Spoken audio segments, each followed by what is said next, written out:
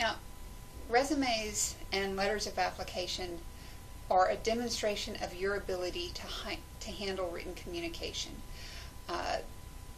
This is your chance to prove that not only are you a subject matter expert, not only are you an expert in computer science, not only are you an expert in engineering, but you can also write about that topic. You can also write about lots of topics and market yourself and market your company. And that means that everything in your resume, everything in your letter of application have to be perfect. So there should be no misspelled words.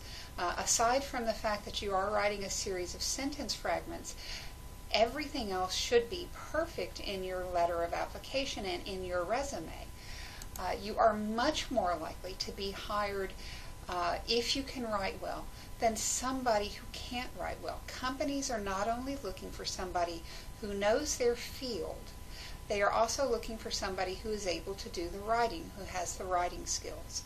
At one point, companies actually had the ability, they had the money to keep technical editors and technical writers on staff so that they could hire subject matter experts, they could hire engineers and computer scientists and biologists and the people who had the technical skills, and then they could also hire the technical writers and the editors to come along and translate what those technical people said so that the rest of the world could understand what the technical people, the subject matter experts, were saying. But they no longer can afford to do that. So they are going to expect you to both be able to communicate your subject as well as know your subject. So you have to prove in your resume and your letter of application that you can not only talk about your topic, not only talk about your education, but you can talk about it and write about it well. That's what you're doing when you write your letter of application. That's what you're doing when you write your resume. Now, there are three basic types of resumes.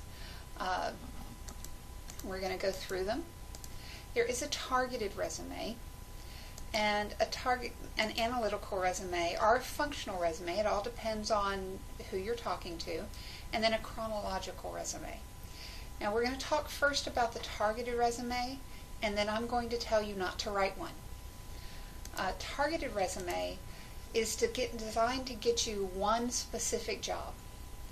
All of the information that you put on a targeted resume, from the education that you put down, from the jobs that you list, from the volunteer experience that you list, from the awards, the hobbies, the organizations that you put on, all of the information that you put on a targeted resume is designed to get you one specific job. If you know that there is one job in the world that you want above any other job, then you write a targeted resume. And everything that you put on that job is aimed towards getting you just that one job. Now, with a targeted resume, you must put a job objective on that resume. And that job objective can be a real disadvantage. Actually, everything about a targeted resume can be a disadvantage. But talking first about the disadvantage of the job objective. Job objectives are either incredibly broad or they are incredibly focused, and both of them can be a problem. They can be too broad so that they say they are focused just on the immediate future. Right now, I'm looking for an entry-level engineering position. And that tells the person hiring that you are looking just at right now. Well, human resources directors, people hiring, don't want you looking just at the right now. They want to see where you want to go 5 years down the line, 2 years down the line. Where do you want to go in your career eventually? So if you put down that you are looking for an entry-level engineering position that will lead you into upper management, well, what happens if the job you're applying for isn't management track. It has absolutely no potential to lead you into upper level management. None whatsoever. That means that you're basically writing a specific job objective, showing them where you want to go in your career, but telling that company that you're not going to be satisfied in the job that you're applying for. It takes a company about a year to begin recouping their investment on you. They bring you in, they train you, they give you a salary, they give you benefits, and it takes them a year to recoup that investment. So you're going to be there for a year, maybe a year and a half. They will just begin to recoup their investment on you or in you, and then you're going to begin to be dissatisfied because you were hoping in 2 years to be in management, or at least moving towards management. And now you've been here a year or a year and a half, and there's no possibility of management track in this job, and therefore you're getting dissatisfied. Are they going to spend a year of their time, a year of their money, a year of their benefits, knowing that they're only going to have profit from you? You're only going to be an asset for 6 months before you start looking into moving to another position within the company, meaning they have to bring somebody else in to replace you, spend a year training, giving that new person their time, their money, their benefits. So you can mess yourself up with the job objective by being too focused on the here and now. Right now I want entry-level position. Or by showing them that you want to go somewhere in the future that's not going to take you where you want to go in this job. Most human resources people don't like job objectives anymore because it is so difficult to write a good one. The other problem with a targeted resume is when you just get out of college and you're looking for a job, any job, not the dream job, but a job that will pay your bills, that will pay back your student loans, that will get you out of mom and dad's house, that will buy you the new car. You're looking for a job, not a dream job, but a job. The targeted resume won't get you that. The targeted resume is designed to get you one job and only one job. And that means that you have to write a new one every single time you go out and apply for a job. So you're writing a brand new resume every single time, and you're sending that brand new resume out to every single employer. What happens if there's a job at that employer that you might have been qualified for, but because you sent a targeted resume applying to just one job, they didn't know that you were possibly qualified for this other job that they had, because everything there was directed to get you just that one job. So there are real problems with writing a targeted resume. Now, there are benefits. Because everything is directed to that one job, you look like a very strong candidate for that one job. But the problems with them, in my opinion, far outweigh the positives.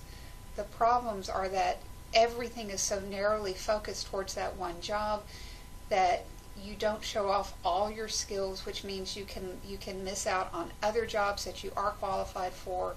And the job objective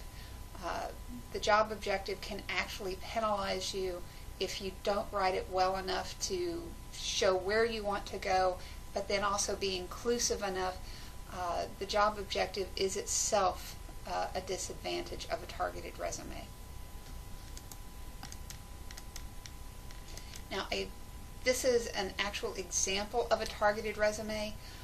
You can see that it starts out with a job objective telling you that this is seeking a sales position representing Bass Pro Shops at regional conferences.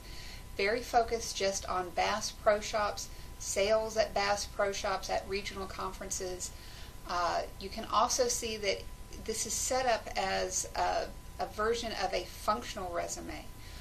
So you've got merchandising, sales, and promotional skills, management and administrative skills, personal and self-management skills. Education and work experience is actually put down at the bottom. You can see that you get no dates for education. You do get dates for work experience, but everything is focused on this is what I can do. And this is what I can do so that you can see that I am actually qualified for this job in sales representing Bass Pro Shops. Now, an analytical or a functional resume focuses on skills or job functions. That's how it gets the name functional resume, rather than who or where or in what position you worked. This can be a really big benefit because since it's focusing on your skills or your job functions rather than who or where or when you worked a specific job, it can actually help to de-emphasize your age. If you're a brand new college graduate and you don't want to emphasize the fact that you're 23, or you don't want to emphasize the fact that you're 19, or let's say you're a little bit older and you don't want to emphasize the fact that you're 50, this can help to draw attention away from your youth or away from your age. Let's say that you were out of the workforce for a while because you had kids and you stayed home to take care of your kids, or you had an elderly parent and so you quit work to stay home and take care of your elderly parent. This can help to de-emphasize the fact that you were away from the workforce because it's not focusing quite so much on when you had these specific jobs. It's not focusing so much on the dates. Also, if you worked a lot of freelance positions, so that you might work 6 months at one job and then 2 weeks at another job because you did the job until the job was over. You don't want people saying, well, my God, you were only here for 2 weeks. Right, it was a freelance job. This also can be useful. So analytical or functional resume focuses on your skills or the job functions, focuses on the category of skills. And this is an example. You can see that you have several categories. Now, with an analytical or a functional resume, you have to have several categories. This won't work if you only have computer skills. It won't work if you only have administrative skills. You have to have multiple categories. So here you have administration skills, mechanic skills, pipe fitting, electricity skills, stationary engineering skills. And those are placed first. Under each one, this person then goes through and puts what he did under administration, what he did under mechanics, what he did under pipe fitting. Under work history, the work history is given, so you get Technicians Incorporated, the name of the company, and you get the job title. You also get the place that company is located, and then you get dates, but it's not highlighted. It's not up at the top. You also get education. That's there. It's just not highlighted. It's not at the first thing up at the top. Chronological. Chronological is the most common. It's the most familiar. If you guys have ever applied for a job at HEB, you've ever applied for a job at Taco Bell, any kind of job that you might ever have applied for where you filled out an application, you have filled out a chronological resume. In a chronological resume, you start with the most recent and then work your way back. So you're basically giving reverse order. Reverse order of the jobs you may have worked, reverse order of educational experience you may have had, reverse order of volunteer experience you may have had. Whatever you may be placing on your resume, you place it in reverse order. So you start with your most recent job and work your way back. You start with your most recent volunteer experience and work your way back. Your most recent educational experience and work your way back, making sure that you do not include high school. You never include high school on your resume. The fact that you were in college implies that you graduated from high school, so you don't place high school on your resume. So you start with the most recent and you work your way back. Now, chronological is very good because it's familiar. People are used to seeing them. It's also very good because it highlights your employer, it highlights the dates, and because it highlights employer and it highlights dates, it's going to highlight job growth. If you've had an employer who was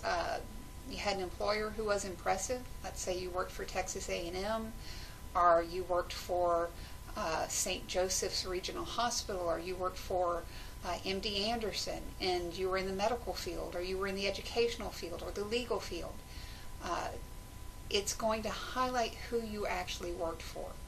If you had job growth, you got promotion after promotion, and each promotion came with more responsibility, that will be highlighted on a chronological resume.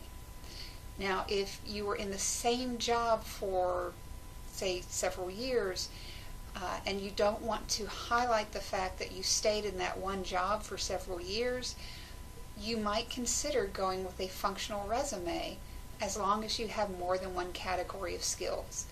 Because the fact that you stayed in one category or in one job for 5 years or 6 years won't be highlighted on a functional resume. And this is a standard chronological resume. Now, I've taken the name and I took the email off of this resume because this is an actual student resume. But you would put your name, you would put your email at the top of the resume.